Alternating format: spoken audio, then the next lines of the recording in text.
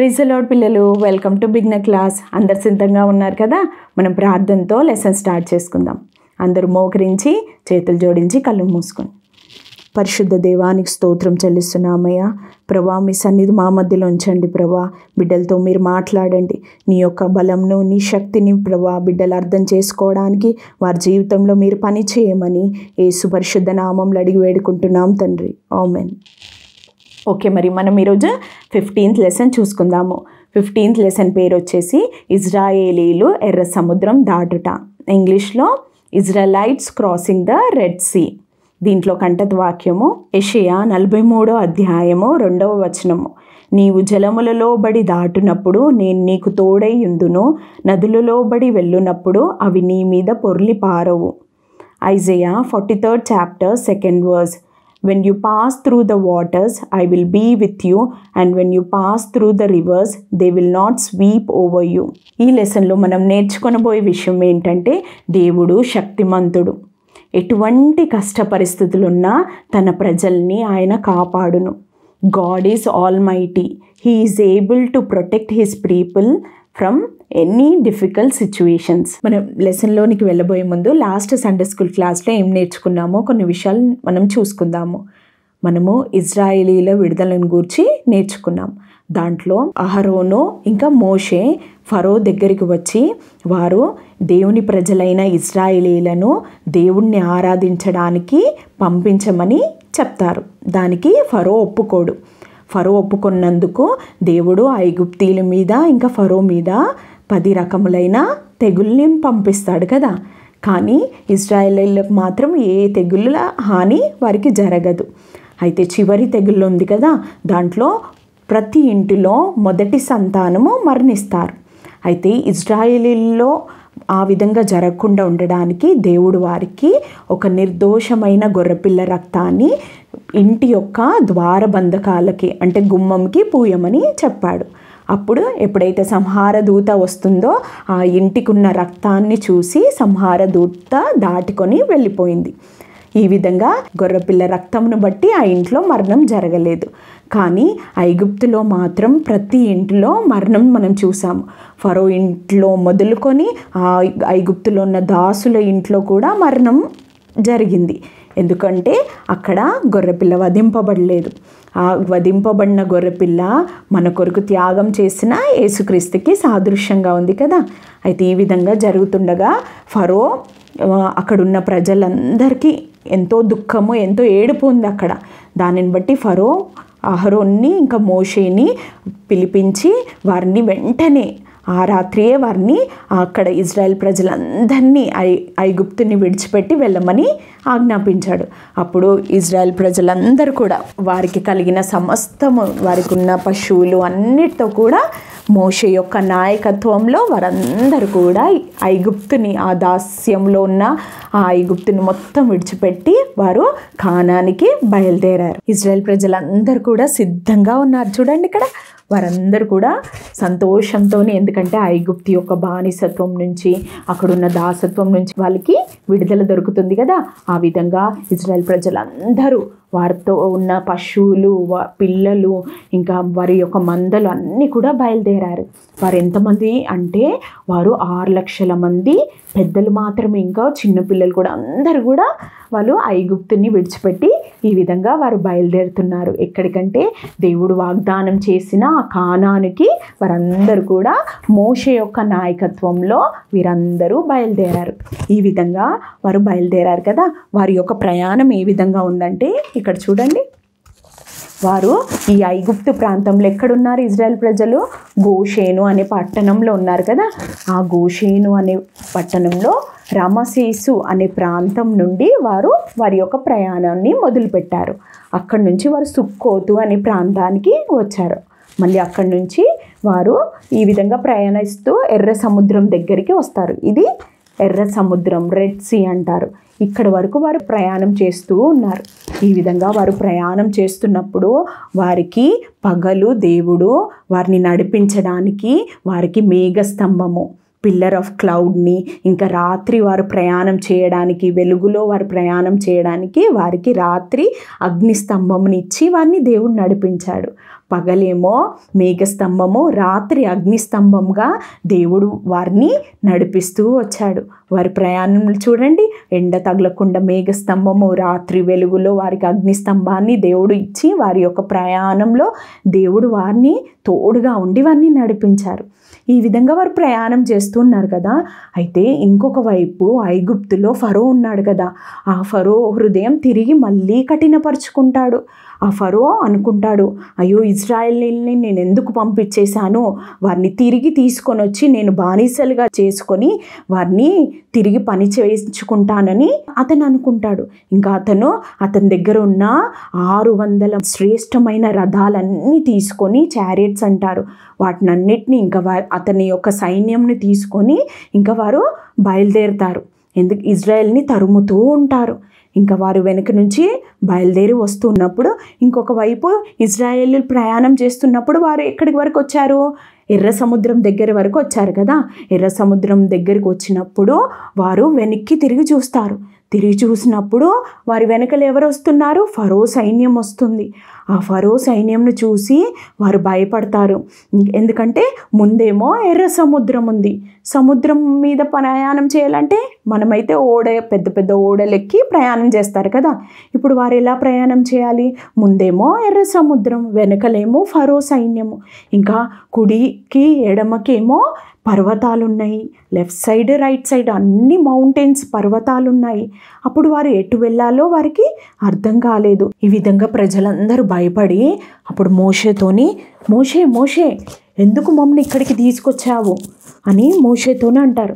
అప్పుడు మోషే ఏమంటాడంటే ప్రజలతోని, మీరందరూ భయపడకుడి, యెహోవా మీ పక్షంగా యుద్ధం చేస్తాడు, ఆయన మీ పక్షంగా ఫైట్ చేస్తారు, మీరు భయపడకుడి. ఈరోజు మీరు దేవుడు కలగజేయి గొప్ప రక్షణ మీ కళ్ళారా చూస్తారు, మీరు ఊరక నిల్చుని ఉండండి, మీరిప్పుడు చూస్తున్న ఐగుప్తీల్ని ఇంకెన్నడూ కూడా మీరు చూడరని మోషే అక్కడున్న ప్రజలతో చెప్తాడు. దేవుడు ఏ విధంగా ఇజ్రాయెల్ ప్రజలకి గొప్ప రక్షణని ఇచ్చాడో, ఏ విధంగా ఫరో నుంచి రక్షించాడో మనం ఇప్పుడు చూద్దాము. వారి ముందర ఏముంది, సముద్రం ఉంది కదా, ఎర్ర సముద్రము. దాని మీద దేవుడు మోషేకి ఆజ్ఞాపిస్తాడు తన చేయి కర్రని చాపమన్నప్పుడు మోషే తన కర్రను చాపిన వెంటనే ఒక బలమైన గాలి వీచింది. ఆ బలమైన గాలిని బట్టి సముద్రము 2 పాయలుగా మారిపోయింది. చూడండి, ఇక్కడ సముద్రము 2 పాయలుగా మారిపోయి కుడి వైపు ఎడమ వైపు గోడలాగా అయిపోయింది. నీరు గోడలాగా నిలబడింది. ఎంత అద్భుతం కదా. ప్రపంచంలో ఏనాడు ఇంతవరకు వినని ఒక గొప్ప అద్భుతం. అదేంటంటే నీరు గోడలాగా నిలబడిపోయింది. అప్పుడు మధ్యలో ఆరిన నేల ఏర్పడింది.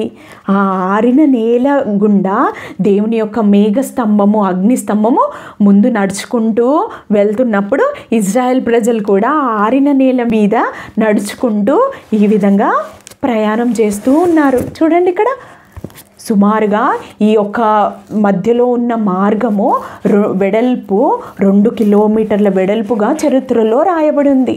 అయితే ఆ యొక్క ప్రయాణంలో 6 లక్షల మంది ప్రజలు, పిల్లలు అందరూ కూడా ఆరిన నేల మీద ప్రయాణిస్తూ వెళ్తున్నారు. ఈ విధంగా వారు ప్రయాణిస్తున్నప్పుడు వెనకల ఫరో సైన్యం ఉంది కదా, వారిని తరుముతూ వస్తుంది కదా.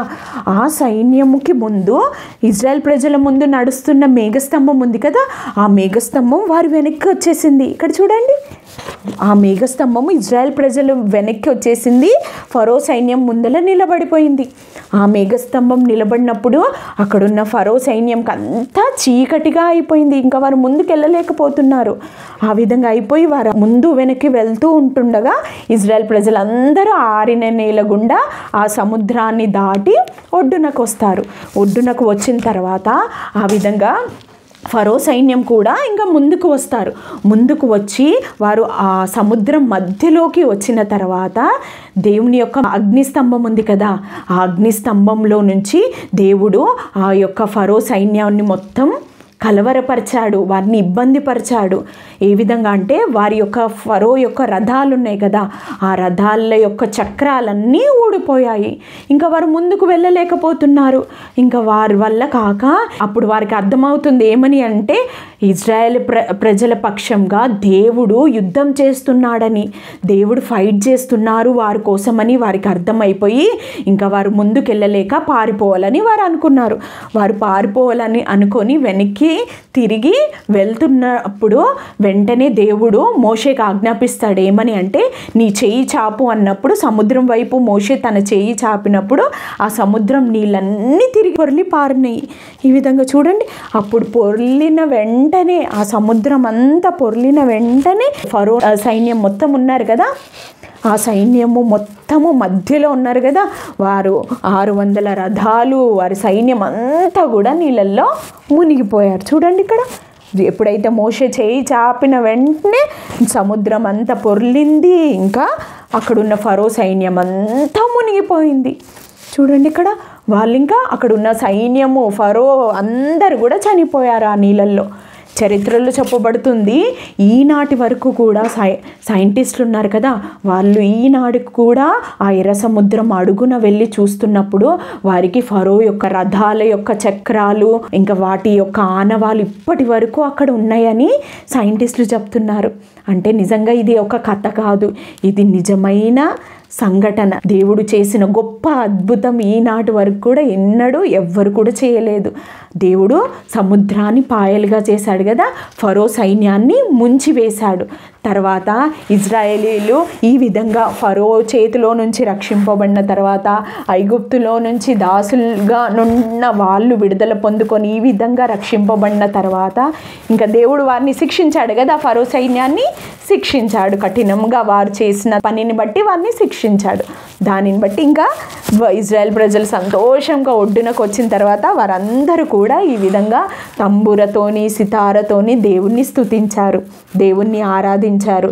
దేవుడు వారి జీవితంలో చేసిన గొప్ప మేలుకై గొప్ప అద్భుతంకై ఫరో చేతిలో నుంచి వారిని విడిపించిన విధముకై దేవునికి వారు ఎంతో స్తుతించారు. ఇంతవరకు లెసన్ మీకు అర్థమైందని నమ్ముచున్నాను. ఇప్పుడు కొన్ని విషయాలు మనం లెసన్ ద్వారా నేర్చుకుందాము.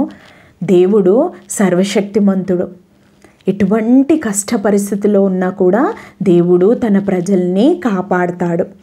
అయితే ఇజ్రాయెల్ ప్రజలకి ముందేమో ఎర్ర సముద్రం, వెనకల ఫరో సైన్యము, ఇంకా కుడివైపు పర్వతాలు ఎడమ వైపు పర్వతాలు కదా, అంటే నలువైపులన వాళ్ళు ఇరికింపబడినారు కదా, తప్పించుకోవడానికి మార్గం లేదు. అయితే ఆ సమయంలో దేవుడి వైపు వారు చూశారు కదా, దేవుడే వారి పక్షంగా యుద్ధం చేశారు. దేవుడే ఫరోతోని యుద్ధం చేసి వారికి దేవుడు జయమిచ్చాడు. వారికి ముందు ఒక మార్గాన్ని సిద్ధపరిచాడు. అదేవిధంగా నీవు కూడా దేవుని బిడ్డవైతే నీ పక్షంగా కూడా దేవుడు యుద్ధం చేస్తాడు.